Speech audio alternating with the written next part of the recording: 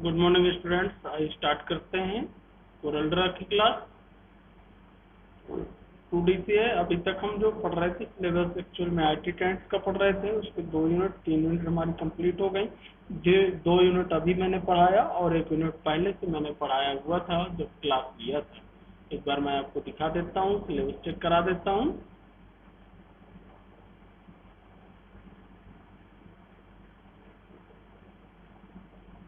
ये IT tense में हम पढ़ रहे थे स्टूडेंट, आप देख रहे हैं ये यूनिट भी हमारी फिनिश हो गई।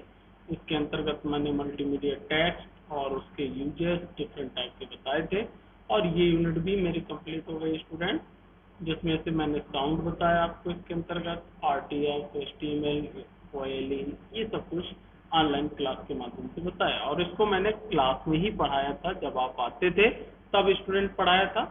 इस तरीके से इसकी 3 यूनिट पूरी हो गई, और ये जो 2 यूनिट हैं जब मैं PGDCA के IT टेंस लूंगा उसमें आपकी कंप्लीट हो जाएंगे स्टूडेंट। तो ये आगे हम पढ़ेंगे। अब जो मैं स्टार्ट करती हूँ स्टूडेंट सिलेबस, वो आपका कोरल ड्रा का है। आपको कोरल ड्रा में बता दूं, ये देखिए वहां से 2 यूनिट मल्टीमीडिया की कोरल ड्रा के सिलेबस में आपको इंक्लूड की गई है। तो फर्स्ट यूनिट आज हमको पढ़ना है इसकी graphics in multimedia, importance of graphics in multimedia, vector raster graphics क्या होते हैं, इमेज कैप्चरिंग मेथड, किन के माध्यम से इमेज को कैप्चर किया जाता है, डिजिटल कैमरा, ये कुछ आप फंडामेंटल में पढ़ चुके हैं। वेरियस एट्रीब्यूट इमेज में size, colour, bit depth, resolution क्या होता है, ये सब मैं आपको बताऊंगा student. Various image file format कौन कौन से होते हैं जो यूज किए जाते हैं, उनके क्या फीचर्स होते हैं, ये पूरी यूनिट हमको कंप्लीट करना है ग्राफिक्स के माध्यम से। और इसके सेकंड यूनिट में आपको वीडियो है और एनिमेशन, तो वो भी हम सीखेंगे। तो आज हम बात करने वाले हैं स्टूडेंट सबसे पहले ग्राफिक्स के बारे में। तो आइए मैं स्टार्ट करता हूँ ग्राफिक्स की क्लास। हमने टेक्स्ट पढ़ लिया है, मल्टीमीडिया में टेक्स्ट ऑलरेडी हमने पढ़ लिया था। आज जो अब हम यूज करेंगे वो क्या यूज करेंगे, ग्राफ। ये टेक्स्ट हमने पढ़ाया था आपको, टेक्स्ट कंपोनेंट मल्टीमीडिया का। आज हम बात करने वाले हैं ग्राफिक्स इन मल्टीमीडिया एप्लीकेशन। क्या होता है मल्टीमीडिया एप्लीकेशन में ग्राफिक्स। ग्राफिक्स तो एक इम्पॉर्टेंट रोल रखता है मल्टीमीडिया में, आपको मालूम ही है। मल्टीमीडिया एप्लीकेशन या आप कोई भी मल्टीमीडिया प्रोजेक्ट कंप्लीट कर रहे हैं उसमें ग्राफिक्स का इम्पॉर्टेंट रोल होता है। ऐसा कहा गया है डिक्शनरी के अकॉर्डिंग कि यदि आप 1000 वर्ड लिख दें इक्वल टू 1 इमेज, वो इमेज एक ग्राफिक्स के बराबर होती है। यानी कि कहने का सीधा सा मतलब है, यदि आपको कोई स्टोरी 1000 वर्डों के लिख के दे दी जाए, आप उसको रीड करें, पढ़ें, और उसकी बजाय यदि आपको एक इमेज बना दिया जाए जो इसमें 1000 वर्डों में लिखा है उसको एज ए इमेज शो कर दिया जाए कि वो क्या है, उसके एज ए इमेज आपको डिस्क्राइब कर दिया जाए, तो इक्वल टू वो उसके 1000 वर्डों के बराबर वो इमेज होगी। फॉर एग्जाम्पल, जैसे आप यदि देखते हैं कि बहुत से ऐसी जगह होती है जहाँ पे स्पेशल सिंबल यूज किए जाते हैं, जैसे डेंजरस जोन। अब वहाँ पे यदि लिखा जाए डेंजरस जोन है, ऐसा है वैसा है, तो आप उसकी स्क्रिप्ट पढ़ेंगे तो ज्यादा समय आपको लग जाएगा। सीधा साइन बना दिया गया तो आप समझ जाएंगे कि डेंजरस जोन है। नो स्मोकिंग, उसका सीधे साइलेंट साइन बना दिया जाता है, तो आसानी से लोग समझ जाते हैं। ऐसे ग्राफिक्स, आप चाहे वो फिल्म इंडस्ट्रीज हो, मल्टीमीडिया का कोई भी प्रोजेक्ट हो, वहाँ पे ग्राफिक्स का इम्पोर्टेंट तो होता ही है। बिना इमेज के कोई भी वर्क मल्टीमीडिया में नहीं किया जा सकता है स्टूडेंट। तो आइए समझते हैं इमेज क्या होता है। Graphics image use to add emphasis, direct attention, यानी कि एक तरह से उसका डायरेक्ट अटेंशन, आकर्षण करने का, ध्यान देने का तरीका हो लगता है। इलुस्ट्रेट, कॉन्सेप्ट इलुस्ट्रेट करने का। And provide the background content, और बैकग्राउंड कंटेंट्स को प्रोवाइड करने के लिए। तो एक इम्पॉर्टेंट रोल लगता है स्टूडेंट मल्टीमीडिया प्रोजेक्ट में ग्राफिक्स। और ग्राफिक्स की जो कैटेगरी डिवाइड की गई है, यानी कि जो कंप्यूटर में ग्राफिक्स एक्चुअल में पाया जाता है, वो 2 कैटेगरी है, 2 टाइप। एक है ड्रा टाइप ग्राफिक्स, जिसको ड्राइंग किया जाए, बनाया जाए, जिसको कहा जाता है vector graphics. Draw type graphics को क्या कहते हैं student, vector graphics. Graphics represent an images as geometric shape, vector graphics को कैसे रिप्रेजेंट किया जाता है स्टूडेंट? जियोमेट्रिक शेप, यानी कि बहुत सारे शेप जो हमारे पास अवेलेबल होते हैं, जैसे सर्किल हुआ, रेक्टेंगल हुआ, इनका यूज करके यदि हम ग्राफिक्स बनाते हैं, ऐसा कोई ग्राफिक्स यदि हम बनाते हैं तो वो ग्राफिक्स हमारा स्टूडेंट का होगा वेक्टर ग्राफिक्स। इसका यूज कहाँ किया जाता है?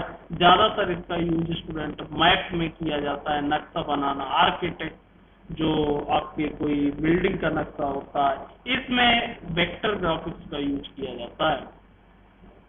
और क्यों किया जाता है वो हम आगे पढ़ेंगे। जब आप दोनों के डिफरेंस को समझेंगे तो आप अपने आप समझ जाएंगे कि बेटर होता है इसके लिए कौन? Vector graphics. बिटमैप इमेज के दूसरा ग्राफिक्स है हमारा बिटमैप ग्राफिक्स। यदि बिटमैप ग्राफिक्स की मैं बात करूं तो represent the images as on array of dot called pixel.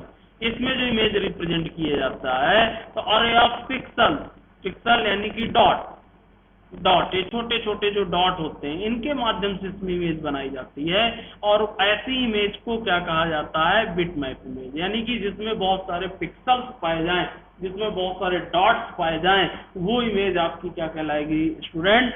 Bitmap image. और जो आपकी जियोमेट्रिक फंक्शन का यूज करके या मैथमेटिकल मैं कह सकता हूँ फंक्शन का यूज करके जो ग्राफिक्स यूज की जाती है या जो इमेजेस बनाई जाती हैं उनको क्या कहा जाता है? Vector graphics. ओके स्टूडेंट, तो दो तरीके के ग्राफिक्स होते हैं, एक वेक्टर होता है और दूसरा बिटमैप। अब पहले की बात करते हैं ड्रा टाइप ग्राफिक्स यानी कि वेक्टर टाइप ग्राफिक्स। वेक्टर, तो वेक्टर्स जो होता है geometric shape store as a set of instructions. आप जैसे इंस्ट्रक्शंस देंगे वैसे जियोमेट्रिक स्टोर जो आपके जियोमेट्रिक आपके शेप होंगे वो सेट हो जाएंगे। Smaller than the bitmap, bitmap से इनकी साइज छोटी होती है, रिसाइज किया जा सकता है, रोटेट किया जा सकता है, नो डिस्ट्रक्शन और नो फोटो क्वालिटी, कोई इफेक्ट इसमें नहीं आता है। जैसे ये एक शेप आप देख सकते हैं, ये इमेज देख सकते हैं, वेक्टर इमेज के रूप में रिप्रेजेंट किया गया है। देखिए ये एक शेप है, ये भी शेप के माध्यम से बनाया गया है और आप समझ सकते हैं क्या इंडिकेट किया गया है। ये इमेज जो बनी है एग्जांपल किसका है student? Vector. Okay, draw type example इस तरीके से भी ड्रा करना, यानी कि जैसे एक सर्किल को हमने बना दिया, फिर उस सर्किल को क्या कर लिया? क्रॉस कर सकते हैं, अलग अलग पार्ट में निकाल सकते हैं, उनमें विभिन्न प्रकार की प्रॉपर्टी यूज करके कलर कर सकते हैं, डिफरेंट टाइप के पैटर्न फिलअप कर सकते हैं। ये सारी फैसिलिटी आपको देता है।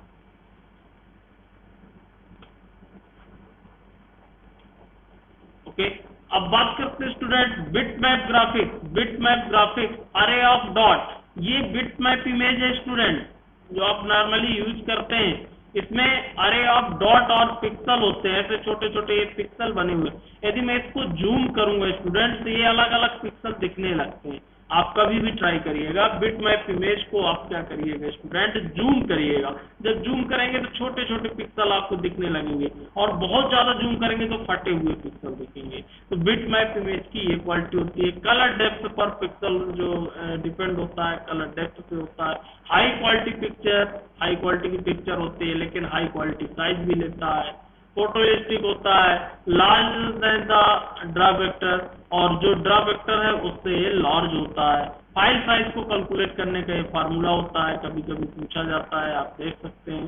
पिक्सल्स, जितने पिक्सल हो इनटू कलर डेप्थ जितनी हो उतने 8 से डिवाइड करते हैं।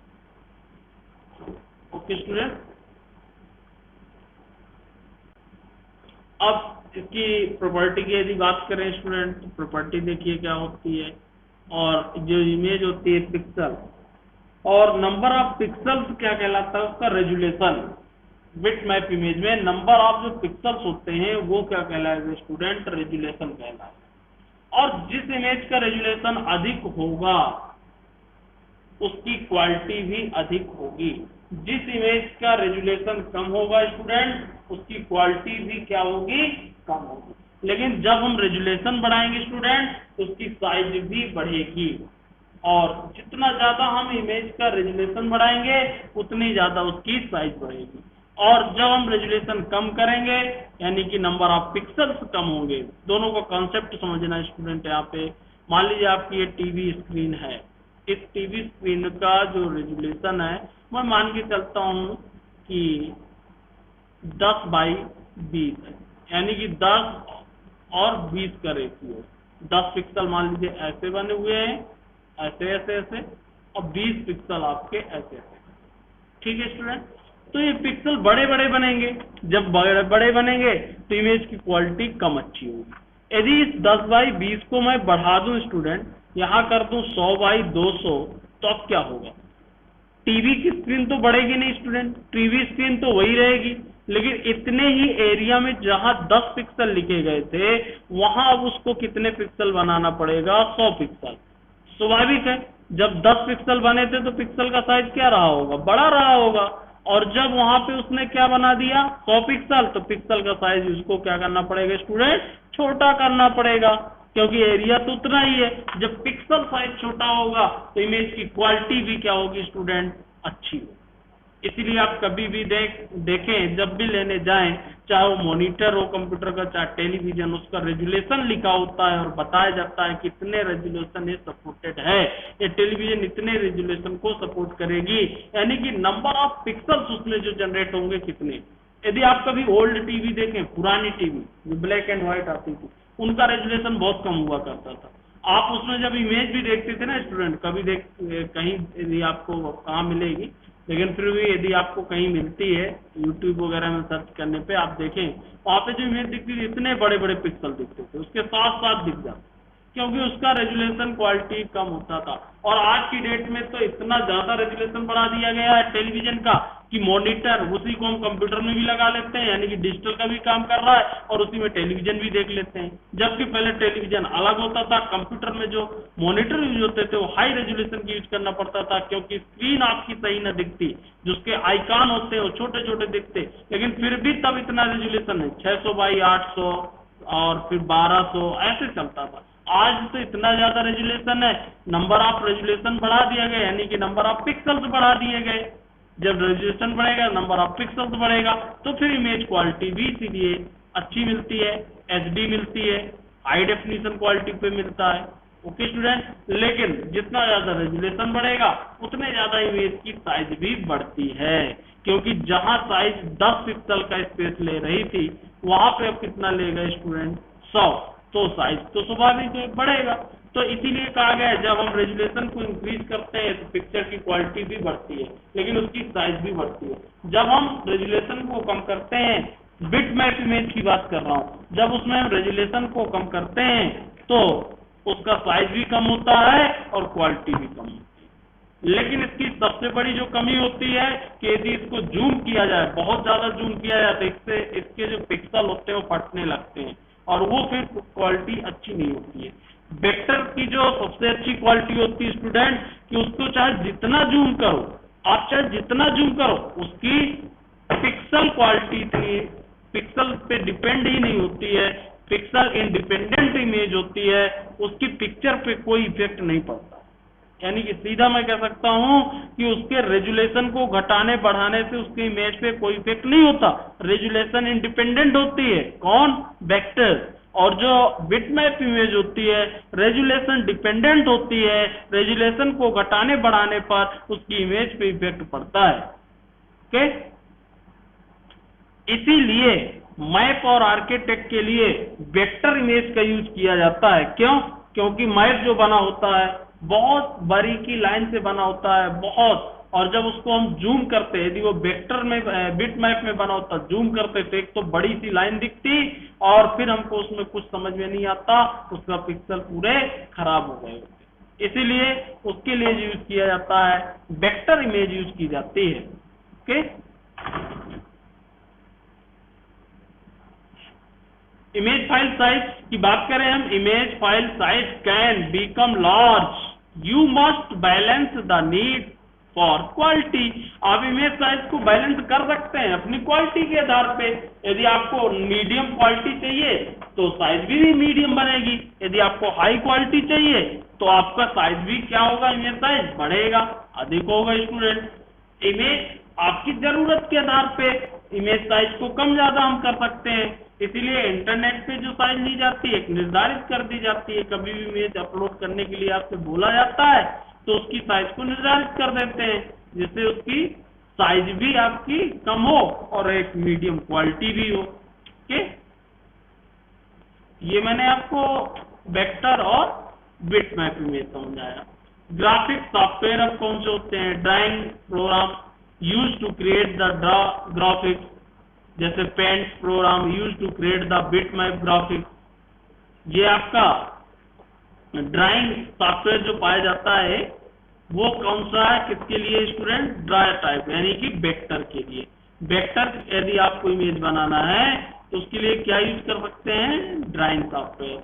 और यदि आप बिटमैप बनाना है तो पेंट नॉर्मल विंडो में यूज होता ही है, सभी लोग जानते हैं, मैंने बताया भी था एक दिन ओएलई के। तो आप पेंट का यूज कर सकते हैं। Image editing programme, editing software की यदि मैं बात करूं, यूजफुल बहुत सारे सॉफ्टवेयर ऐसे आते हैं जो वेक्टर के लिए भी प्रोवाइड किए गए हैं और बिटमैप के लिए भी। आपको जैसी आवश्यकता हो वैसे सॉफ्टवेयर आप यूज कर सकते हैं स्टूडेंट। जैसे यूजफुल इन मेकिंग चेंजेस और अप्लाई टेक्सचुअल और pattern to existing the image. Image में हम बहुत सारे चेंजेस कर सकते हैं, उसमें बहुत सारे टेक्स्ट यूज किए जा सकते हैं और पैटर्न भी यूज किए जा सकते हैं। ग्राफिक सॉफ्टवेयर प्रोग्राम जो होते हैं ड्राइंग प्रोग्राम के अंतर्गत आप यूज कर सकते हैं, यानी कि वेक्टर के लिए एडोब इलस्ट्रेटर आता है उसको यूज कर सकते हैं। पेंटिंग के लिए जो यूज कर सकते हैं पेंटशॉप प्रो यूज कर सकते हैं स्टूडेंट। इमेज एडिटिंग के लिए फोटोशॉप यूज कर सकते हैं। Does not work of all,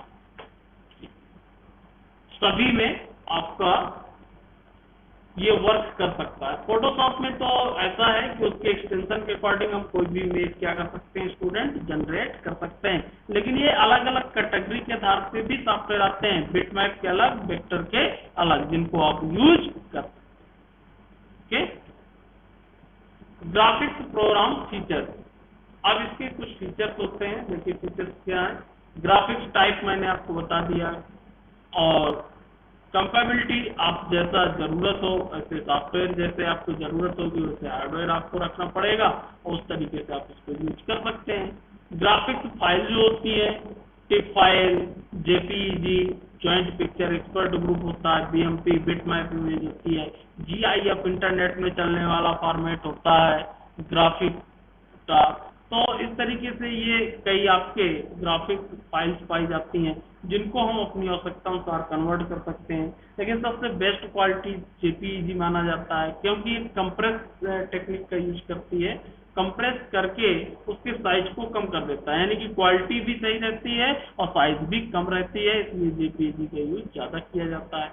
इसमें लेयर होती हैं, जब भी हम काम करते हैं, यदि आपने कभी फोटोशॉप पे काम किया हो तो लेयर के रूप में स्टूडेंट काम करना पड़ता है और अलग अलग लेयर का यूज करके हमको ग्राफिक्स को डिजाइन करना होता है।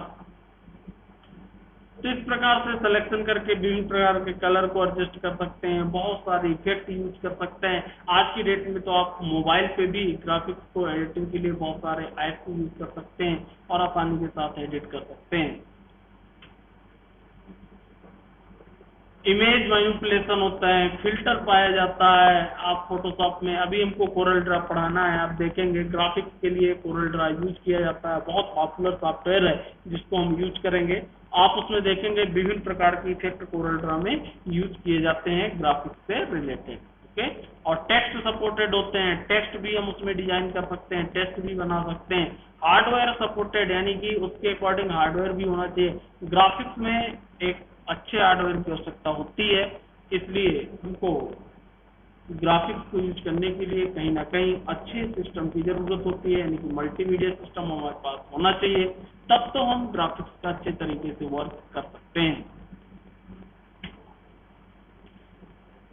Using graphics on internet, internet में भी ग्राफिक्स की जरूरत होती है। आज आपको मालूम है कोई भी वेबसाइट हो विदाउट एनिमेशन या ग्राफिक्स के यूज नहीं होती है, उसका जो पेज बने होते हैं उसमें ग्राफिक्स मोस्टली यूज किया जाता है, तो कहीं ना कहीं हमें वहां पर भी इसकी जरूरत होती है। Techniques to speed transfer the time, और ट्रांसफर करने की टाइम जो होती है वो भी हमको कम चाहिए, यानी कि कम साइज का ग्राफिक चाहिए इंटरनेट पे, और जिससे आसानी के साथ नेटवर्क में ट्रांसफर हो सके। फाइल कंप्रेशन टेक्निक का यूज किया जाता है। कंप्रेशन मतलब कम करना। Reduce the file size of the graphics की फाइल साइज को कम करना। कैसे, ये साइज को कैसे कम करता है, मैं एक एग्जांपल यहाँ पे देता हूँ कंप्रेशन टेक्निक का, आप समझिएगा। जैसे मान लीजिए एक ग्राफिक्स का कोई कोड है,